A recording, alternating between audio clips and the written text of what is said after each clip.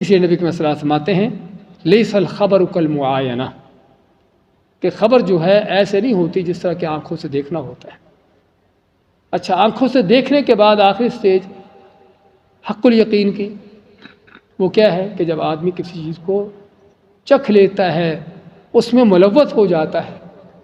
جہنم کے بارے میں سنا ہے کہ جہنم کی کیا سختیاں ہیں، کیا اس کا شدید عذاب ہے، اور قیامت کے دن لوگ دیکھ بھی لیں گے۔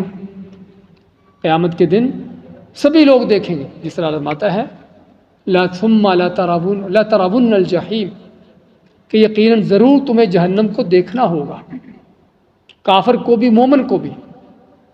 ایک تو محشر کے میدان میں ہی جہنم کو سبھی دیکھیں گے، وجیء یومئذ بجہنم، اور اس دن جہنم کو لایا جائے گا۔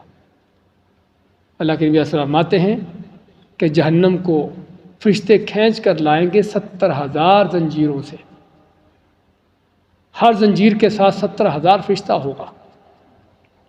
تو جہنم کو کھینچ کر محشر کے میدان کے سامنے لایا جائے گا، حتیٰ کہ جب جہنم کافروں کو، ظالموں فاجروں کو دیکھے گی تو دیکھ کر چنگاڑے گی، اس کی آگ اور بھڑکے گی۔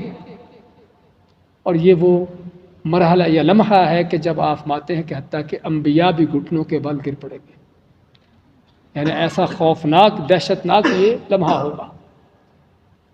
تو سبھی جہنم کو دیکھیں گے۔ ایک جہنم کا دیکھنا یہ ہے، اور دوسرا جہنم کا دیکھنا کب ہے؟ ہاں جانتے ہیں سبھی، ہاں پل صراط سے جب گزرنا ہے۔ اللہ تعالیٰ کا فرمان ہے وَإِن مِّنكُمْ إِلَّا وَارِدُهَا، کہ تم میں سے کوئی بھی ایسا نہیں کہ جس کو جہنم کے اوپر سے نہ گزرنا ہو، جس کو ہم پل صراط کا نام دیتے ہیں۔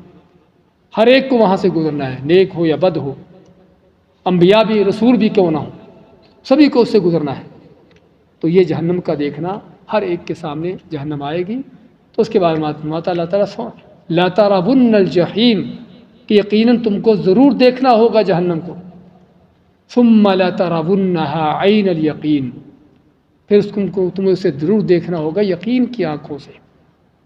اور اگر کافر ہے، فاجر فاسق ہے، تو اس کو حق الیقین بھی، اس جہنم میں جا کر اس کو پتہ چلے گا کہ جس جہنم کے بارے میں سنتے تھے وہ کیا ہے۔